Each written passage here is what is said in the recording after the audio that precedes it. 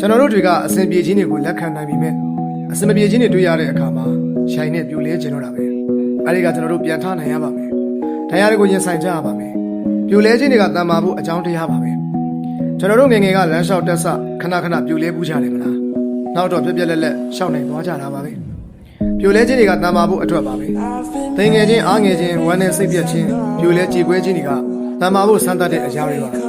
ကျွန်တော်တို့ဒူးမထောက်စတဲ့တိုက်ထုတ်မောင်းထုတ်ကြရပါမယ်ဒါမှတန်မာတဲ့သူဖြစ်မှာပါလောကမှာကျွန်တော်တို့ကတောင်ကပယံကတစ်ပင်လို့ရှင်သန်ကြရပါမယ်ဒဏ်ရာတွေနဲ့ပြိုလဲခြင်းတွေကတန်မာခြင်းကိုဖြစ်ပေါ်စေမယ့်အကြောင်းတရားတွေပါခဏခဏပြိုလဲခြင်းကထက်ကတန်မာလာမှုအကြောင်းတရားလို့အမြဲမှတ်ပါကျွန်တော်တို့တန်မာတဲ့သူဖြစ်အောင်ရုန်းကန်ရှင်သန်နေထိုင်ကြရအောင်ဣဗရာလင်ကပြောထားတယ်မင်းလဲကြတာကစိတ်မပူမင်းပြန်မထမှာလို့လည်းစိတ်ပူကျွန်တော်တို့ဘာအကြောင်းကြောင့်လဲကြပြန်ထပြီးတော့မှတန်မာကြရအောင်